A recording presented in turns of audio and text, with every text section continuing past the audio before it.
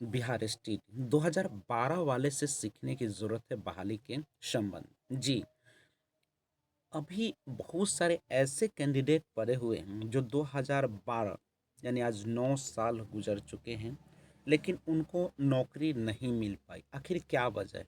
आखिर उनसे कहाँ गलती हो गई या कहाँ पे सरकार से गलती हो गई? तो इन तमाम चीज़ों पर हम लोग बातें करेंगे। जैसा कि आप सभी को पता ही है कि 3 विषय का जो रिज़ल्ट्स है, वो अभी तक नहीं मिला है और ना ही किसी प्रकार की उसके प्रति सकारात्मक रवैया सरकार अपना रही है। और उसके बाद भी जो बहाली प्रक्रिया है, छठी चरण का कहा जा रहा है कि उसके बाद ही 7वीं चरण का बहाली होगा, जबकि ये एक इससे कोई लेना-देना नहीं था पिछले वाले आपके बहाली से। एसटीटी 2019 को फिर भी एक बहाना बताया जा रहा है। ये एक निष्पक्ष एग्ज़ाम था, निष्पक्ष बहाली था, जिसमें उतने ही अभ्यर्थियों को पास किया गया था जितने उसके सीट थे। लेकिन फिर भी इसमें पेंच लगा रहे हैं, तो पता नहीं क्या करेंगे ये सरकार। लेकिन हम लोगों का दबाव जो बनाने का सिलसिला है वो लगातार जारी रखना होगा। लेकिन हम लोग जानते हैं एक ऐसे अभ्यर्थी से जिन्होंने 2012 में पास किए और कौन-कौन से वजह से उनको नौकरी अभी तक नहीं मिले। और इस बार की बहाली में 6th पेज का जो है उसमें कई जगह उनका नोटिफिकेशन मिल चुका है और कई जगह उनका मेरिट लिस्ट में नाम आ चुका है, ऊपर है। और 2012 वाले को जैसा कि पता है कि आजीवन जब कर दिया गया है, तो उनको आगे भी 33,916 है या बहुत सारे और जो खाली पद होंगे उस पर उन लोगों को भी बहाली ली जाएगी। तो जानते हैं कि आखिर क्या वजह थी कि उनको नौकरी नहीं मिली।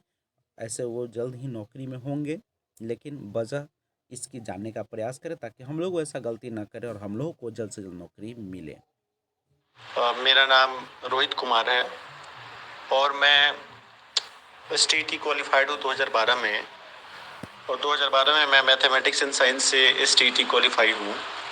और पिछली सालों से पिछली बार से मतलब 2012 से ही मान के चलिए हम पूरा प्रयास कर रहे हैं कि जॉब हो जाए, लेकिन अभी तक मेरा जॉब नहीं हुआ। इसके पीछे कुछ कमी हमसे भी रह गई और कुछ कमी जो है हम समझते हैं कि जो मैनेजमेंट है, जो कि गवर्नमेंट की तरफ से जो ये इकाइयाँ हैं, नियोजन इकाइयाँ जो हैं, वहाँ पे हमको लगता है कि कुछ कमी जो है वहाँ पे भी।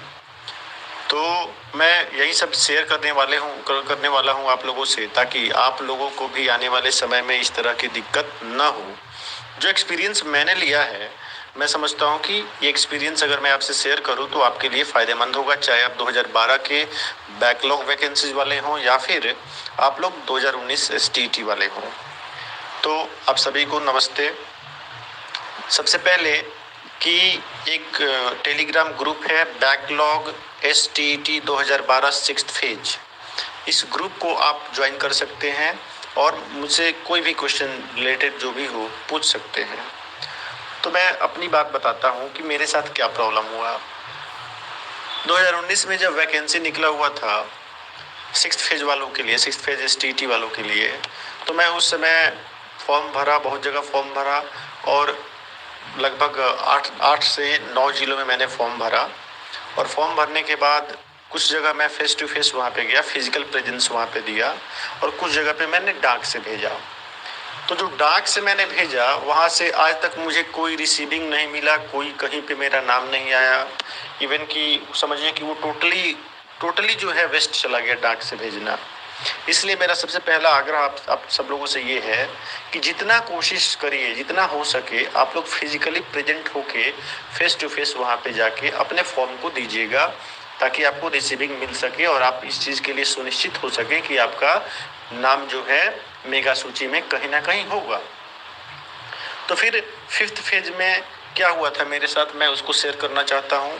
फिफ्थ पेज में ये हुआ कि एक इकाई पे, एक नियोजन इकाई पे मेरा फॉर्म इसलिए छट गया क्योंकि जो मैंने जेरोक्स कराया था, जो मैंने प्रिंट करवा के डाला था अपने डॉक्यूमेंट्स, वो मेरे डॉक्यूमेंट्स क्लियरली लेजिबल नहीं थे, यानी कि विजिबल नहीं थे, उसको रीड नहीं किया जा सकता था। तो इसलिए उसको हटा दिया गया, उसको रिजेक्ट कर दिया गया। एक जगह क्या हुआ कि वहाँ पे मेरा जो कॉलेज लिविंग सर्टिफिकेट होता है वो सबमिट नहीं था। तो कॉलेज लिविंग सर्टिफिकेट के इशू को लेके उन लोगों ने इसको भी हटा दिया। ठीक है, ये दो बातें हो गई। तो ये दो गलतियां प्लीज आप लोग नहीं करोगे, चाहे आप 2012 के एसटीईटी वाले हो या 2019 एसटीईटी वाले हो, आप इसको नहीं दोहराओगे। अभी एक तीसरी गलती क्या है? तीसरी गलती यही है कि मैंने अपने फॉर्म को जहाँ फेस टू फेस जाके फिजिकल प्रेजेंस दे के मैंने फिलअप किया था, वहाँ पे तो मेरा मेगा सूची में नाम है, मेरा मेगा सूची में वहाँ पे नाम है। लेकिन जहाँ पे मैंने डाक का यूज किया था, डाक से मैंने सोचा कि भेज देता हूँ, तो डाक से भेजने के बाद कुछ पता नहीं चला कि मेरा नाम कहाँ है, कहीं पे मेरा नाम नहीं था एनआईसी पोर्टल पे। तो वहाँ पे कहीं ना कहीं ये इंस्टीट्यूशन की मिस्टेक है, मैनेजमेंट की मिस्टेक है, जिसके वजह इकाइयों की मिस्टेक है, जिसकी वजह से ये ठीक से ये लोग प्रॉपरली उसको मॉनिटर नहीं कर पाए और नाम नहीं दे पाए। और तमाम इन चीज़ों की वजह से मैं 5th फेज से वंचित हो गया और फिर 6th फेज में मैंने अप्लाई किया है। तो 6th फेज में मैंने ये सब तो गलती नहीं की है। अब ये तो बीच में भी ब्लाइंड केस की वजह से लटका हुआ था कि ये 6th फेज वाला मामला, अभी तो केस जो है क्लियर हो गया है, डिस्पोज्ड हो गया है और आगे की तरफ मामला चल रहा है। अब देखना ये है कि इसमें क्या होता है। तो मैं ये कहना चाहता हूँ कि तमाम 2019 एसटीईटी पास वाले जो लोग हैं कि भाई आप लोग ये गलती ना करोगे, क्योंकि आप ये गलती अगर करोगे, ध्यान रखना कि प्रिंट क्लियर होना चाहिए, जेरोक्स आपका क्लियर होना चाहिए डॉक्यूमेंट का। दूसरा चीज़, each and every details document के आपके क्लियर होने चाहिए। कहने का मतलब सीएलसी एसएलसी जो भी है ये छूटना नहीं चाहिए।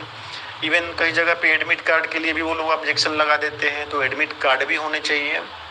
तीसरी चीज़ ये है कि आप कोशिश करना, अगर ये ऑफलाइन हो रहा है तो कि आप फिजिकली प्रेजेंट रहो वहाँ पे, फिजिकली जाके वहाँ पे आप अपने फॉर्म को सबमिट करो, ताकि किसी तरह का कोई प्रॉब्लम नहीं आए और बाद में आपके पास मतलब ये पॉइंट रहे कि हम यहाँ पे गए थे और फिर मेरा क्यों नहीं आया, नाम क्यों नहीं आया मेरिट लिस्ट में।